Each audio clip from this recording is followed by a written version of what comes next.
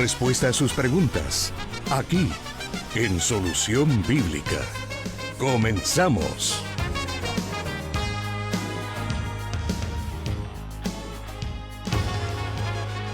Siempre es un enorme gusto poder saludarle y darle la bienvenida al programa Solución Bíblica, transmitido desde Plenitud Radio en Santa Ana, saludando a todas las emisoras que se unen para poder aprender junto a nosotros y en compañía del pastor Jonathan Medrano de este programa. Este es un espacio, un lugar diseñado para usted, donde nos detenemos a reflexionar y encontrar respuestas de luz en medio de un mundo lleno de muchas preguntas, de mucha oscuridad, de mucha confusión. Así que hoy abrimos nuestro espacio para precisamente llegar al corazón de todos aquellos que siempre están muy dispuestos e inquietos por aprender y conocer la verdad. Así que les damos la bienvenida donde sea que nos escuche, y si es a través de la aplicación Radio Selim, le enviamos un saludo desde Santa Ana, El Salvador. Le damos la bienvenida ya al pastor Jonathan Medrano, quien se encuentra con nosotros. Pastor, bienvenido. Muchas gracias, hermano Douglas. Un saludo para todos nuestros oyentes que en diferentes partes del mundo y también a través de la señal abierta de las emisoras de radio están en sintonía, pendientes ya de este programa Solución Bíblica. Nos llena de mucha alegría saber que contamos con su noble audiencia.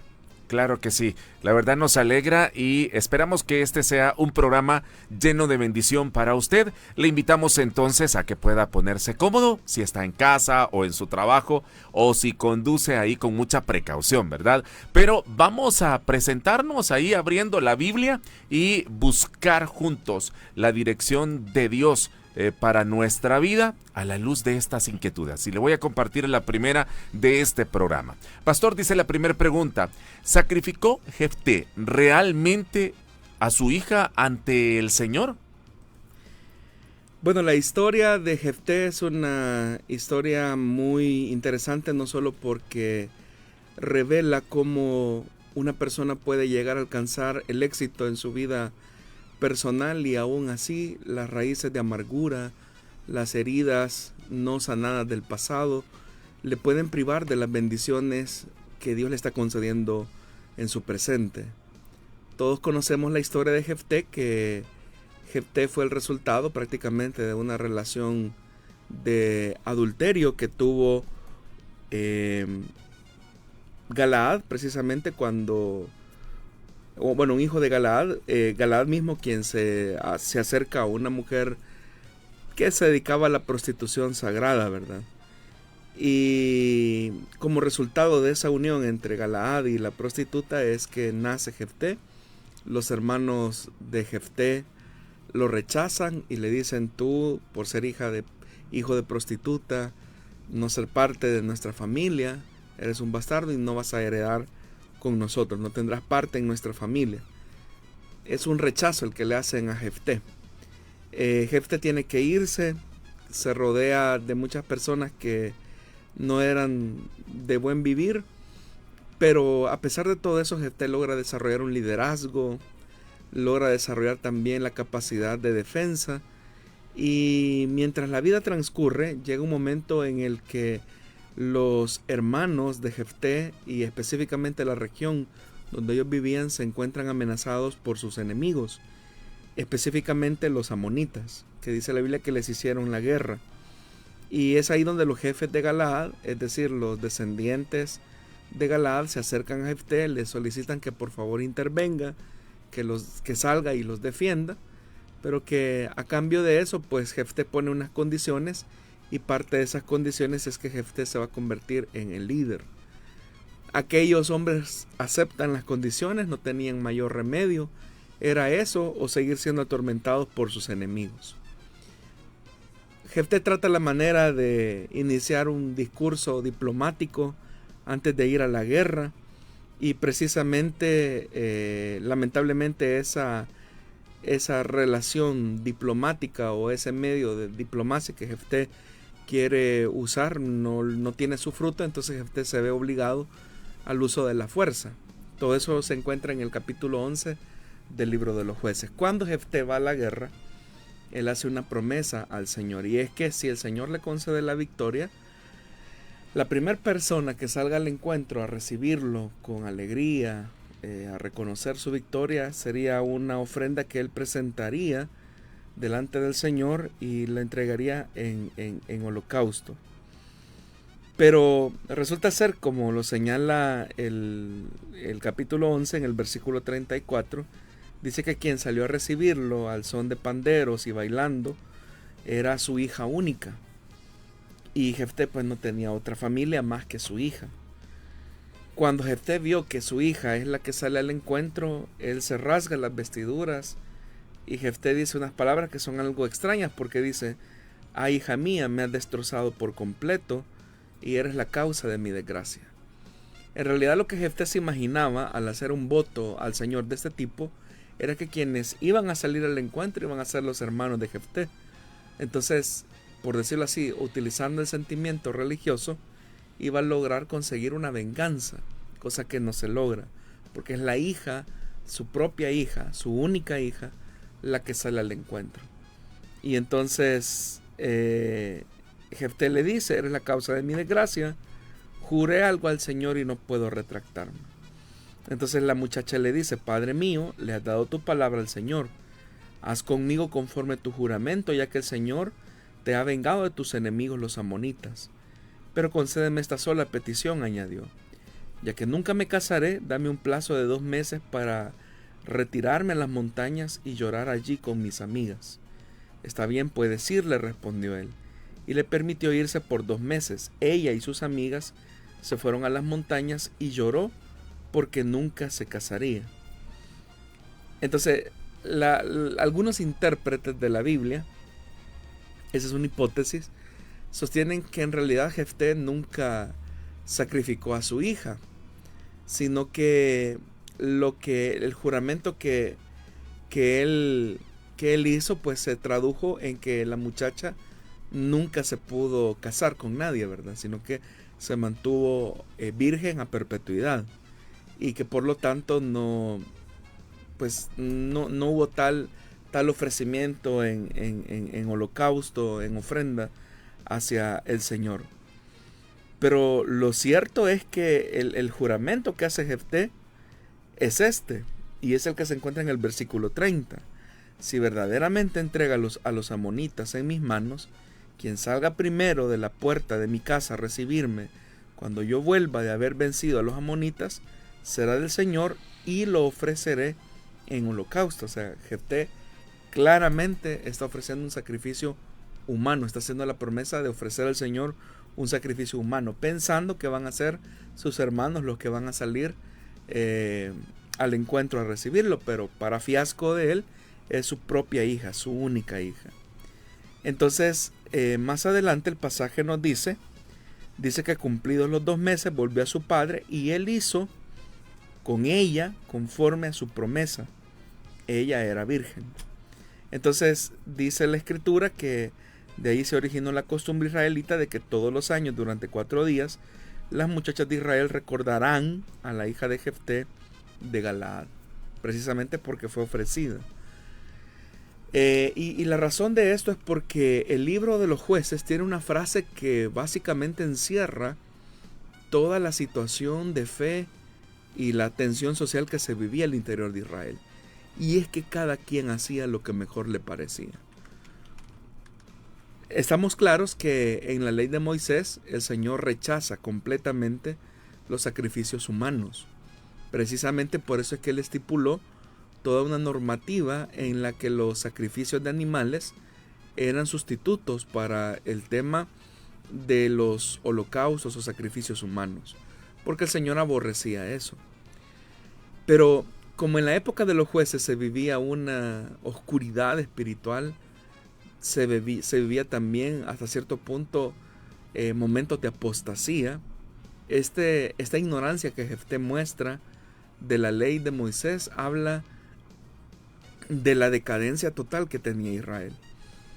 Entonces, es verdad, existe esa teoría de algunos que sostienen que en realidad La promesa fue que su hija no contrajo nupcias con nadie, sino que vivió a virginidad en perpetuidad, ¿verdad? Se mantuvo así, pero el sentido del pasaje no nos permite o no nos muestra eso, sino que al contrario, lo que afirma básicamente es que efectivamente Jefté entregó a su hija en sacrificio humano.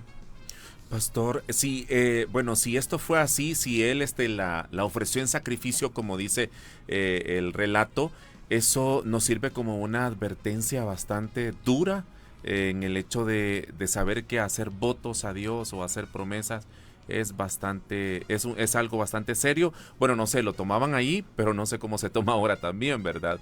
Y si la consagró al celibato, imagino que cualquiera de los dos, eso significaba que el linaje de Jefté ahí terminaba. Sí, aunque hay que tomar en cuenta, hermano, que el nombre de una persona se mantenía vivo por el hijo varón, por medio del hijo varón. Uh-huh. Porque en el caso de las mujeres, cuando ellas se casaban, venían a ser propiedad de su esposo, ¿verdad? Entonces, ellas daban continuidad al nombre de la familia del marido, ¿verdad? Probablemente la Biblia no lo dice si Jefté llegó a tener más hijos después de ella, quizás sí, no lo sabemos, la Biblia no nos da esos detalles.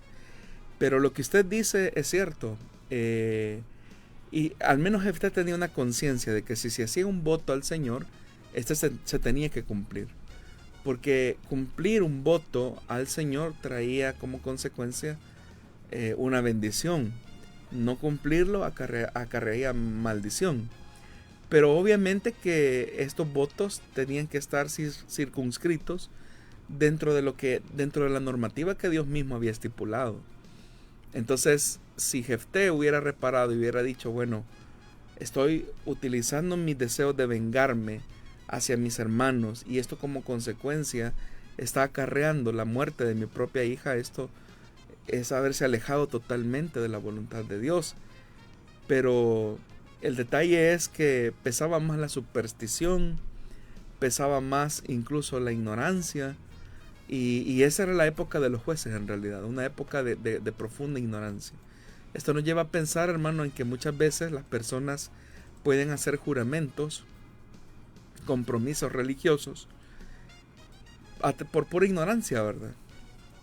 Yo recuerdo a una persona que decía cosas como, yo le hice un juramento a Dios, y mi juramento es que yo me voy a ir de rodillas desde mi casa a plena luz del mediodía, y voy a llegar hasta, él era católico, ¿verdad?, a la catedral, ¿verdad?, de rodillas, porque le hice esta promesa a Dios.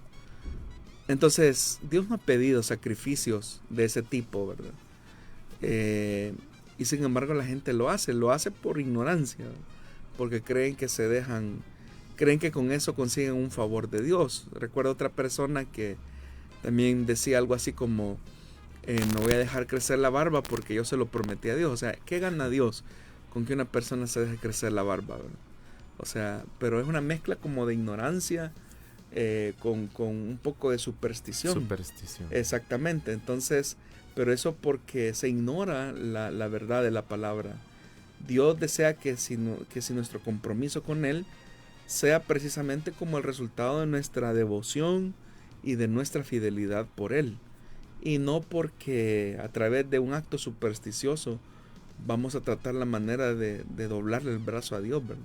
Que era la idea que tenía Jefté, ¿verdad? Bueno, Señor, si tú me das la victoria, yo te voy a ofrecer a una persona en sacrificio, o sea, en holocausto, dice la Escritura, que es una cosa diferente. Pero Dios le iba a dar la victoria a Jefté. Jefté no tenía que hacer ninguna promesa, se la iba a dar precisamente porque esa era la forma en como Dios estaba actuando. Jefté lo que tenía que hacer era precisamente ocupar su posición de influencia, número uno, para sanar las heridas del pasado que tenía con sus hermanos, las controversias que no había logrado resolver. Y por otra parte también tenía la responsabilidad de dirigir a la nación a salir de esa ignorancia que tenían ellos.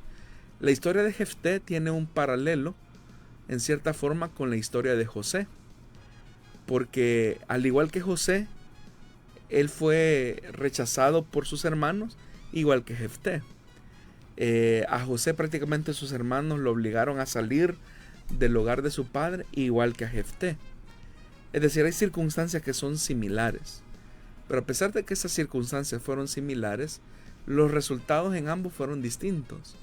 Y como dice un dicho popular que leímos por ahí, decía: el mismo sol que ablanda la cera es el mismo sol que endurece el barro. Entonces hay situaciones en la vida de las personas que son similares, ¿verdad?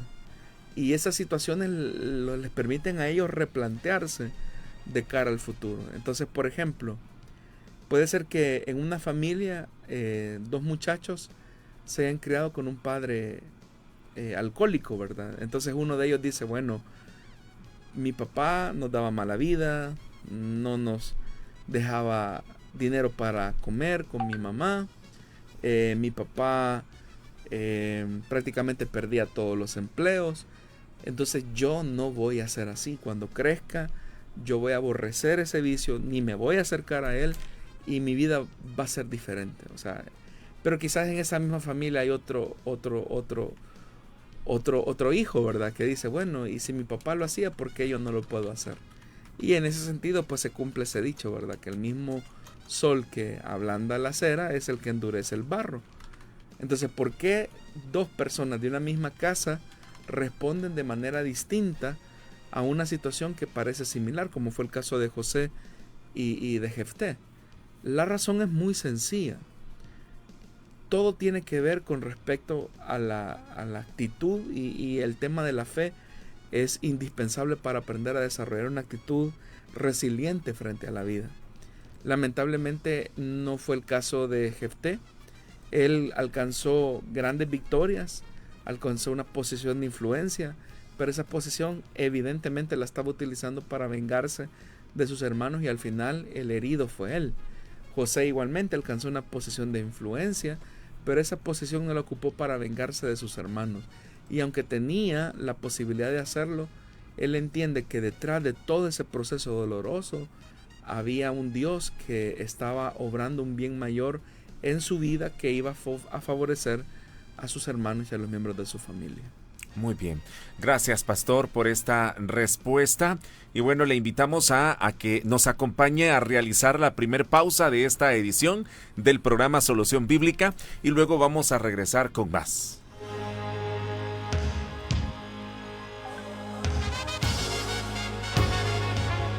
...98.1 FM...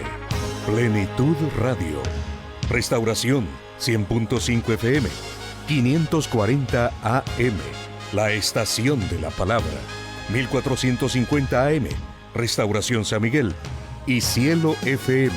89.1... en el occidente de Guatemala... transmitiendo Solución Bíblica.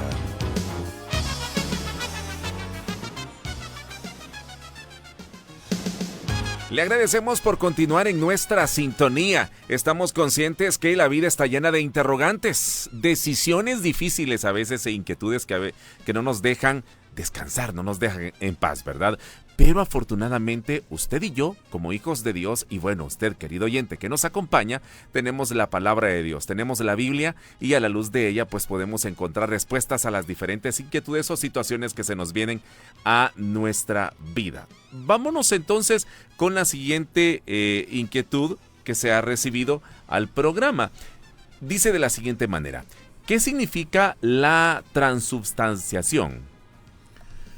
Bueno, el concepto de transubstanciación viene de la idea católica, donde en el momento en el que el obispo o el sacerdote está ofreciendo la misa, y específicamente la Eucaristía, en ese momento el pan deja de ser pan y se convierte en cuerpo, en el cuerpo del Señor Jesús. Y en el momento en el que también se alza la copa con el vino, en ese momento deja de ser vino y se convierte en la sangre de Jesús. De tal manera que en el concepto católico romano la transustanciación tiene que ver con que los elementos de la cena del Señor se convierten en el cuerpo y en la sangre del Señor.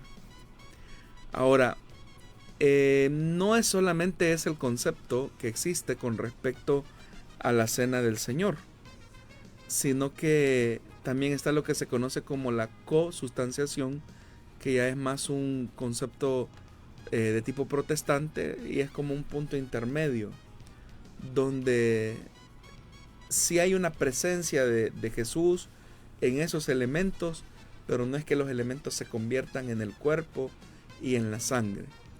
En tanto que la posición evangélica es que los elementos de la cena solamente son símbolos que sirven para construir un memorial sobre el sacrificio de Cristo. Es decir, que solamente son elementos simbólicos que nos recuerdan el cuerpo y la sangre de Cristo. La razón de por qué el católico romano cree en la transustanciación es por la forma en cómo entienden el pasaje de Primera de Corintios capítulo número 11. Pablo dice: yo recibí del Señor lo mismo que les transmití a ustedes, que el Señor Jesús, la noche en que fue traicionado, tomó pan y después de dar gracias lo partió y dijo: esto es mi cuerpo entregado por ustedes, hagan esto en memoria de mí. De la misma manera tomó la copa después de cenar y dijo: esta copa es el nuevo pacto en mi sangre, hagan esto cada vez que beban de ella en memoria de mí. Porque cada vez que comen este pan y beben de esta copa, proclaman la muerte del Señor hasta que Él venga. La clave está en la parte final del versículo 26, donde dice: porque cada vez que comen este pan y beben de esta copa, proclaman la muerte del Señor hasta que Él venga. Proclaman. Es decir, la proclamación tiene que ver con el hecho de recordar, no que el pan se convierta en el cuerpo y no que la copa se convierte en su sangre.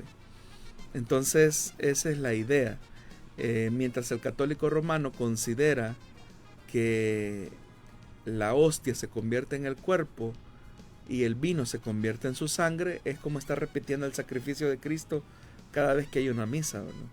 Es decir, cada vez que se ofrece la Eucaristía es como estar ofreciendo el mismo sacrificio de Cristo. Pero eso también contradice lo que dice el escritor a los hebreos, ¿verdad? Que con una sola ofrenda hizo perfectos a los que Él mismo está santificando. Entonces, el sentido de la Cena del Señor es un memorial que nos recuerda la muerte y la resurrección de Cristo, y en ese sentido, pues no cabe la posibilidad que cada vez que los cristianos celebran la Cena del Señor o la Eucaristía, están repitiendo una y otra vez el sacrificio de Cristo, porque solamente fue necesario un único y perfecto sacrificio delante del Padre que hiciera posible la expiación por nuestros pecados. Muy bien, pastor. Gracias ahí por esta respuesta. Y bueno, vamos a continuar con más y quiero compartir la siguiente pregunta. Pastor, ¿qué significa el bautismo por los muertos? Otra de las que hemos recibido al programa. Ha sido uno de los pasajes más controvertidos porque se encuentra, ha tenido diferentes explicaciones y también ha sido como la razón de una doctrina dentro del mormonismo, ¿verdad? Dentro de la secta de los mormones se practica el bautismo por los muertos, pero ellos entienden el bautismo por los muertos como una posición en la que un creyente mormón se bautiza por alguien que ya murió. La idea de esa práctica surge por el pasaje que se encuentra en Primera de Corintios capítulo 15, versículo 29, donde Pablo dice: si no hay resurrección, ¿qué sacan los que se bautizan por los muertos? Si en definitiva los muertos no resucitan, ¿por qué se bautizan por ellos? Ahora, cuando leemos ese pasaje, se vuelve como un poco difícil interpretarlo porque las personas consideran, entonces es posible que un creyente se bautice por una persona que ya murió y que no se bautizó en agua. Bueno, en toda la historia del cristianismo, dentro de la escritura y fuera de la escritura, no existe un solo registro donde la iglesia primitiva tuviera una práctica como la que tienen los mormones hoy en día, ¿verdad? De que una persona viva se bautice por otro que está muerto. No hay registro. Entonces, ¿a qué se refiere el apóstol Pablo cuando habla acerca de bautizarse por los muertos? Acá nuevamente es importante leer el contexto en el que ese pasaje está escrito. El capítulo 15 de Primera de Corintios es todo un pasaje en el que Pablo va a desarrollar el tema de la resurrección de los muertos. Es decir, porque habían llegado falsos maestros a la iglesia de Corinto básicamente a negar que hubiera resurrección.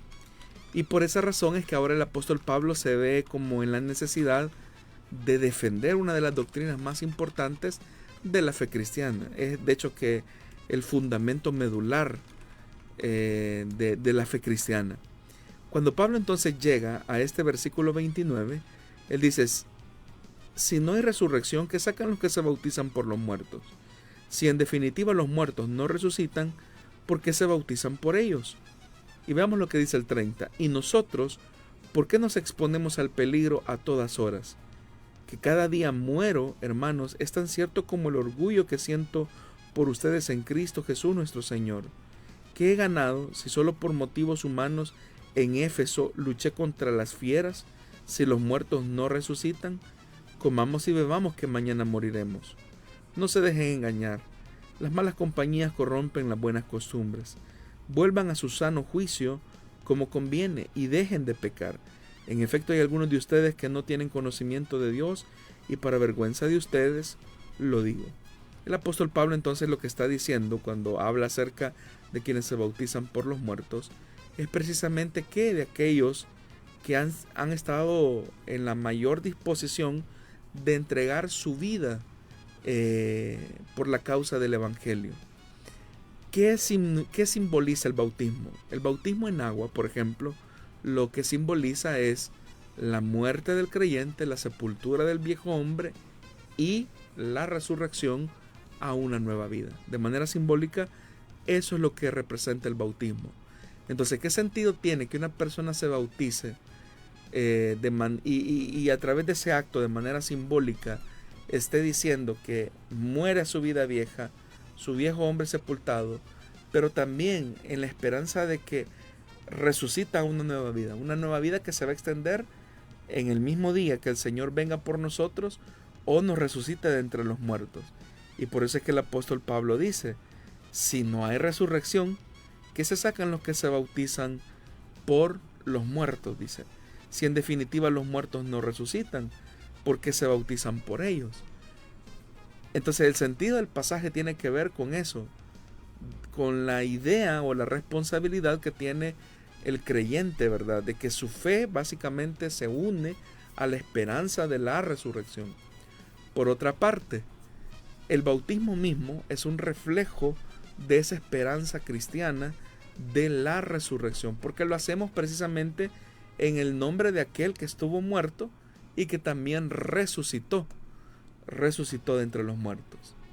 El otro elemento que también hay que observar es que en la época del siglo I, cuando los cristianos en diferentes momentos sufrieron persecución, muchos de ellos precisamente morían por la causa del Evangelio, es decir, eran sometidos a persecución, a tortura, pero lo que los llevaba a pasar ese trago amargo de la muerte y de la resurrección era la esperanza de resucitar, así como su Señor lo había hecho. Entonces todos estos elementos son una explicación a ese pasaje del versículo 29 con el que el apóstol Pablo está reafirmando nuevamente el contenido de la resurrección que tiene el cristiano como una esperanza viva a la que aspira, aun si le tocara tener que ser bautizado por la muerte.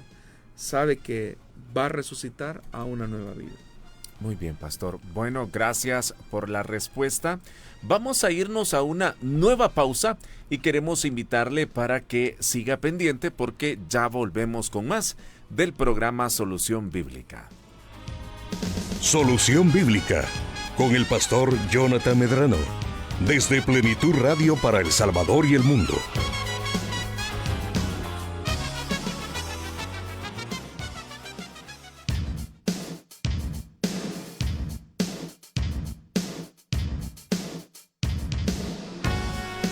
Bueno, seguimos en esta tarde y queremos agradecer a quienes están dejando sus comentarios y nos están escuchando a través de la aplicación. Saludos desde Santa Ana y también para aquellos que están pendientes a través de la transmisión en Facebook. Bueno, vamos a continuar y la siguiente pregunta dice de esta manera. Pastor, ¿cómo puede una iglesia mantener un enfoque verdaderamente cristocéntrico sin caer, aunque sea indirectamente, en una visión cercana al unicitarismo? Le pregunto porque en algunas congregaciones pareciera que toda la atención, predicación y adoración se centra únicamente en Jesús, mientras que el Padre y el Espíritu Santo quedan casi en un plano secundario. Bueno, válida la pregunta totalmente, ¿verdad? Pero vamos nuevamente al texto de la palabra. En el Evangelio de Juan, veamos lo que dice el capítulo 14, versículo 15. Si ustedes me aman, obedecerán mis mandamientos. Y yo le pediré al Padre, y Él les dará otro consolador para que los acompañe siempre. El Espíritu de verdad, a quien el mundo no puede aceptar, porque no lo ve ni lo conoce. Pero ustedes lo conocen porque vive con ustedes y estará en ustedes. No los voy a dejar huérfanos. Volveré a ustedes. Dentro de poco el mundo ya no me verá, mas ustedes sí me verán. Porque yo vivo, también ustedes vivirán. Veamos lo que dice el versículo número 26 de este capítulo 14. Pero el Consolador, el Espíritu Santo, a quien el Padre enviará en mi nombre, les enseñará todas las cosas y les hará recordar todo lo que les he dicho. Notemos que la tarea del Espíritu Santo, según Jesús, es recordarnos las palabras, la vida, la obra del Señor. El Espíritu Santo, como Dios, tiene un testimonio propio, pero obviamente que no es ese el interés del Espíritu Santo. El interés del Espíritu Santo es enseñarnos y revelarnos o reafirmarnos la verdad del Hijo. Y ya en el capítulo número 16, veamos lo que dice el Señor acerca de la obra del Espíritu.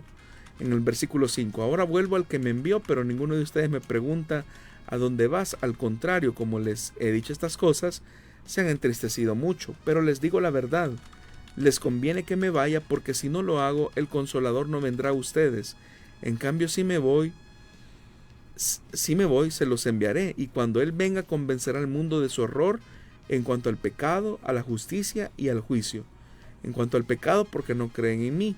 En cuanto a la justicia, porque voy al Padre, y ustedes ya no podrán verme. Y en cuanto al juicio, porque el príncipe de este mundo ya ha sido juzgado. Veamos lo que dice el 12. Muchas cosas me quedan aún por decirles, que por ahora no podrían soportar. O sea, Jesús tiene muchas cosas que decirle a sus discípulos. Y Él dice, no tienen la capacidad ni la madurez de entenderlo. Pero cuando venga el Espíritu de la verdad, Él los guiará a toda la verdad. Y notemos esto, porque no hablará por su propia cuenta, sino que dirá solo lo que oiga y les anunciará las cosas por venir. Él me glorificará porque tomará de lo mío y se lo dará a conocer a ustedes. Todo cuanto tiene el Padre es mío. Por eso les dije que el Espíritu tomará de lo mío y se lo dará a conocer a ustedes. Dentro de poco ya no me verán, pero un poco después volverán a verme. Entonces notemos que el Señor es claro en decir que el Espíritu Santo tomará de Jesús para enseñarnos a Jesús. El Espíritu Santo tomará de las palabras, de las obras, de la revelación, de la sabiduría del Hijo para manifestarlo a nosotros. Y ahí lo dice claramente, no hablará por su propia cuenta, es decir, no va a hablar nada de sí, va a hablar acerca del Hijo. O sea, ¿cuál es la misión? ¿Cuál es la tarea del Espíritu Santo? Revelarnos y enseñarnos al Hijo. Con eso no quiero decir que no podamos adorar al Espíritu Santo, lo podemos hacer porque Él es Dios, pero el Espíritu Santo se siente más complacido, se siente más gozoso, se siente más alegre cuando la iglesia o un cristiano adora al Hijo, se parece al Hijo, porque el Espíritu Santo entonces se siente satisfecho de que está cumpliendo su misión. Y por eso es que Él dice, Él lo guiará toda la verdad, porque no hablará. Estoy leyendo el capítulo 16, versículo 13. Porque no hablará por su propia cuenta, sino que dirá solo lo que oiga. ¿Es que acaso el Espíritu Santo no tiene un testimonio propio? Lo tiene. ¿Es que acaso el Espíritu Santo no nos podría hablar acerca de Él? Podría hacerlo porque Él es Dios y es una persona. ¿Acaso el Espíritu Santo no nos podría revelar elementos que no se vinculan necesariamente al Hijo, sino que a su obra específicamente a Él? Podría hacerlo. Pero al Espíritu Santo no le interesa eso, porque el Espíritu Santo ha sido enviado para hablarnos acerca de Jesús. Entonces por eso es que Él dice, dirá solo lo que oiga. Y veamos más, les anunciará las cosas por venir. Y hablando acerca de la adoración, Él me glorificará, porque tomará de lo mío y se lo dará a conocer a ustedes. Él me va a glorificar. Y lo va a hacer conduciéndolos a ustedes a una vida de adoración centrada en mi persona. Eso es lo que está diciendo Jesús. Entonces, ¿podemos adorar al Espíritu Santo? Por supuesto que lo podemos hacer. Pero se deleita más el Espíritu Santo cuando nuestra atención, cuando nuestra adoración se centra en el Hijo. Y eso es lo que Jesús mismo está diciendo en el Evangelio de Juan. Y veamos lo que dice: todo cuanto tiene el Padre es mío. Por eso les dije que el Espíritu tomará de lo mío y se lo dará a conocer a ustedes. Entonces, si nuestra adoración en la iglesia está centrada en el Hijo, no hay por qué tener miedo, porque es parte de la obra del Espíritu Santo dentro de una congregación. Y el equilibrio consiste precisamente en que reconozcamos la obra del Espíritu Santo que nos está conduciendo a la persona del Hijo.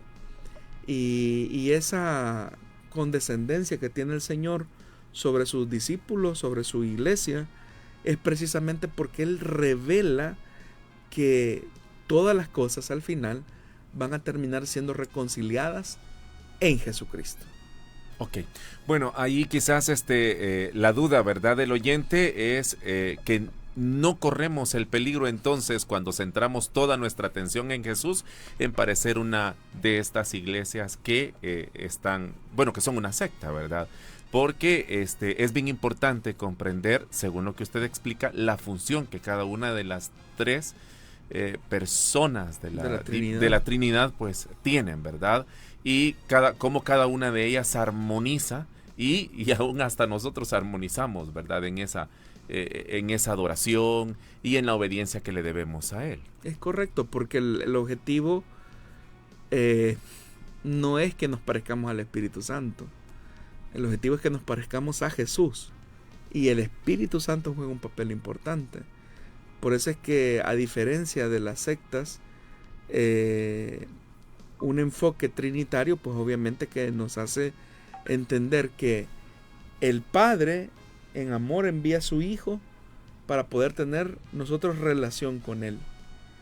Pero para que esa relación se mantenga viva, fresca, dinámica, natural, por la adopción que hemos recibido, el Espíritu Santo comienza a labrar el carácter del creyente para que se parezca más a Jesús. Fíjese que esto es interesante, hermano, porque la meta del Espíritu Santo es conducirnos al Hijo, pero la forma en que nos conduce al Hijo es precisamente cuando sus obras, sus manifestaciones producen el carácter de Jesús en nosotros. Por ejemplo, el fruto del Espíritu refleja el carácter de Cristo. Los dones del Espíritu Santo hablan del Señor. Aun cuando nosotros, por ejemplo, sabemos que son dones del Espíritu Santo.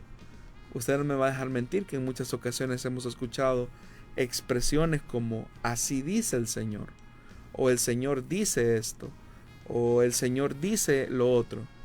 Pero uno diría, bueno, ¿quién está hablando? Está hablando el Espíritu Santo, pero lo está haciendo a nombre del Hijo, porque la misión del Espíritu Santo es conducirnos al Hijo. Ese es su propósito y esa es su meta. Ok, pastor, la siguiente pregunta relacionada dice, desde una perspectiva trinitaria, ¿cómo debería entenderse entonces correctamente la adoración y la relación entre las tres personas de la Trinidad? ¿Es correcto hablar de una iglesia solo cristocéntrica o debería enfatizarse también una adoración plenamente trinitaria? Es que cuando la adoración es cristocéntrica, es completamente trinitaria, porque no vamos a llegar a adorar correctamente al Hijo si no es por la obra del Espíritu Santo en el creyente. Y no vamos tampoco a tener relación con el Padre si no es por la obra de Cristo a nuestro favor. Entonces, Cristo como la máxima revelación de Dios es lo que nos une con las otras dos personas de la Trinidad, que es el Padre y el Espíritu Santo. O sea, el Padre nos entrega al Hijo en amor para que podamos tener relación con Él. Para que nuestra vida se parezca al Hijo, requerimos al Espíritu Santo que obra en nuestro carácter y obra en nosotros. Y cuando el creyente, como parte de la iglesia, como parte del cuerpo de Cristo, tiene una vida en espíritu, una vida de adoración en espíritu y en verdad, pues obviamente que esa relación se vuelve dinámica en la misma medida en que el creyente refleja la transformación que el Espíritu Santo hace en la vida de una persona para que éste se parezca cada vez más a Jesús. Entonces, queremos ser como Jesús, necesitamos al Espíritu Santo. Queremos ser aceptos al Padre, queremos ser hijos de Dios, es a través de Jesús. Entonces, tener un enfoque cristocéntrico no implica una anulación de un reconocimiento de la obra y la acción de Dios, del Dios trino y uno. Perfecto, hermano. Bueno, gracias por aclararnos precisamente esta inquietud. Acá dice, Dios le bendiga al pastor Jonathan, por acá nos están escribiendo, dice que está pendiente desde San Pablo, California. Mateo Alberto saluda y es alguien que siempre está muy pendiente, dice, de las predicaciones del pastor Jonathan y también de Radios Elín. También por ahí nos deja una inquietud Daisy de Buen Día. Gracias por dejarla. Ahí la vamos a tomar en cuenta y le agradecemos por comunicarse con nosotros. Y también por acá hay otro oyente pues que nos está dejando otra inquietud que ahí vamos a tomar en cuenta, ¿verdad? Es de apellido Hernández. Saludos y gracias por estar con nosotros. Bueno, también aquellos que están dejando a través de redes sociales, les agradecemos por dejar su comentario. Esperamos que Dios esté bendiciendo su vida, les esté hablando a través de este espacio. Vamos a hacer la última pausa y luego vamos a volver para poder continuar con más de este programa.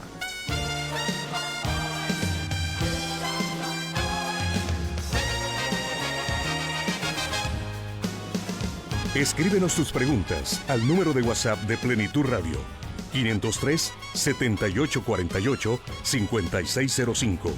Y número de WhatsApp de Restauración, 503-7856-9496.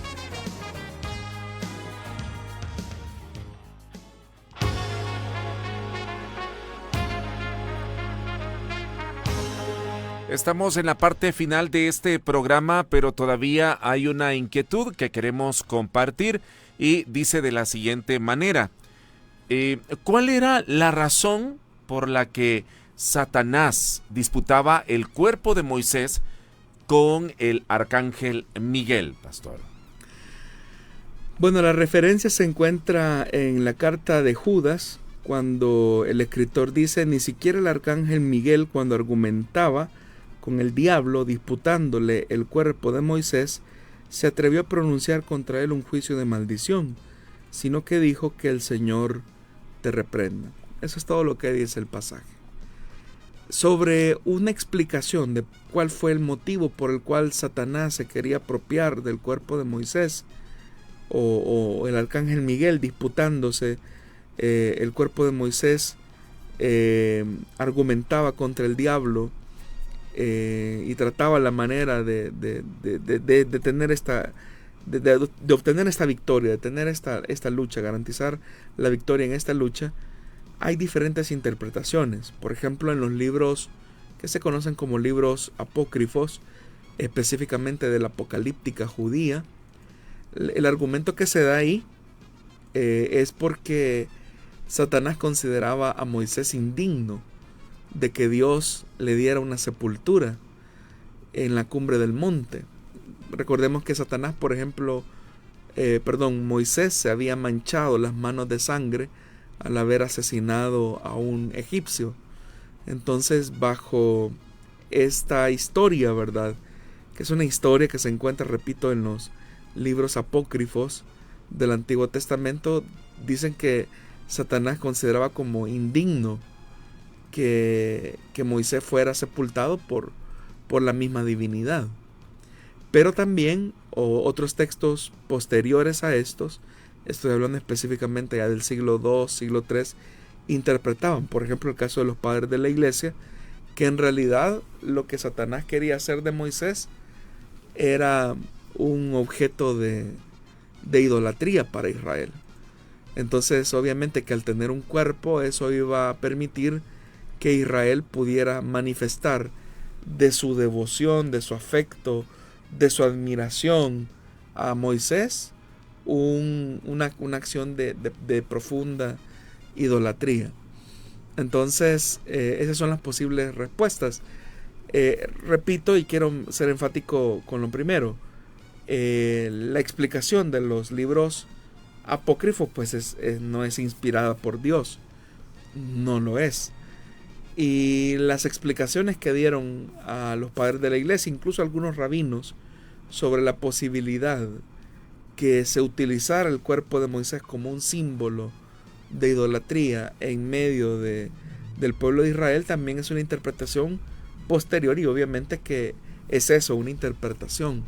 Pero la Biblia no dice la razón real por la cual Satanás y el arcángel Miguel se estaban disputando el cuerpo de Moisés. Lo que sí es cierto es que la intención de Satanás, pues obviamente que no era buena, ¿verdad?, sino que buscaba de alguna manera entorpecer el propósito de Dios en medio del pueblo, y ahí entonces sí cabe la posibilidad que efectivamente el uso que el diablo quería hacer del cuerpo, pues obviamente que era el de un símbolo de idolatría, ¿no? La otra perspectiva es la del periodo que hemos mencionado, intertestamentario, donde surge esta literatura apócrifa, ¿verdad?, donde se ve a Moisés como ¿cómo es posible que Dios se atreva a darle sepultura cuando sus manos se mancharon de sangre? O sea, le está dando un trato que no corresponde a un asesino como lo era Moisés. Pero esa es otra perspectiva. Entonces, lo que podemos notar es que efectivamente hubo una disputa, y esa disputa lo que hizo fue tratar la manera de entorpecer o buscar entorpecer los planes y los propósitos de Dios. Muy bien. Bueno, ahí está la respuesta a esta inquietud, y precisamente con ella vamos finalizando a la edición del programa de esta oportunidad. Saludos a la hermana Almita Cortés, nos dice: Dios bendiga, amados hermanos, Pastor Jonathan Medrano, acá lista ya para aprender, dice, de la palabra de Dios. Y Luz Pérez también ahí, gracias por estar pendiente de nosotros. Saludamos a todos aquellos que están pendientes a través de la Corporación Cristiana de Radio, y les invitamos a estar siempre pendiente cada viernes de este programa. Pastor, gracias por habernos ayudado a comprender estas inquietudes a la luz de la palabra de Dios. Gracias a usted, hermano Douglas, a los que nos están escribiendo en las redes o en el WhatsApp de la radio. Muchas gracias por sus palabras, y con la ayuda de Dios esperamos encontrarnos en una nueva emisión de este programa. Muy bien, bueno, vamos a seguir entonces con más de nuestra programación. Agradecemos su fiel sintonía.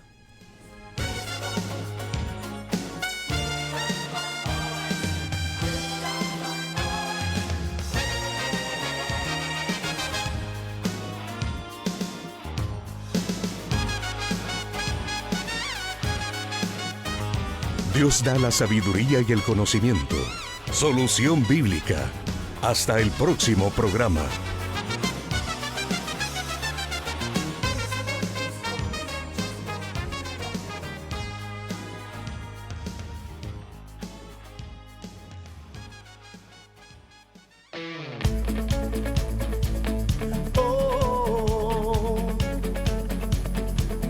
Plenitud Radio, voz de salvación, vida plena en Dios para el corazón. 31 años anunciando hoy el Evangelio de Jesucristo en cada canción. Plenitud Radio, con la música que te gusta, llenando tu vida de fe y amor.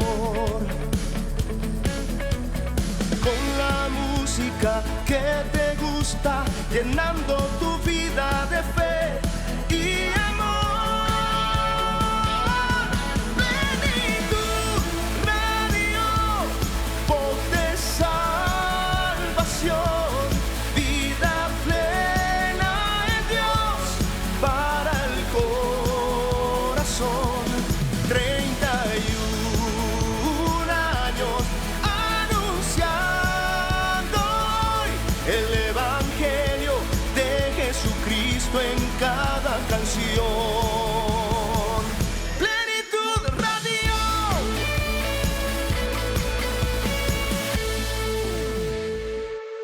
Lo nuevo de la semana.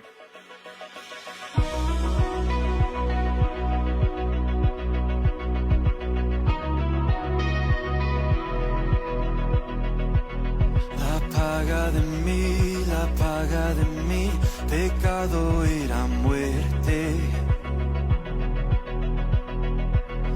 Viniste a vencer la ley con tu sangre.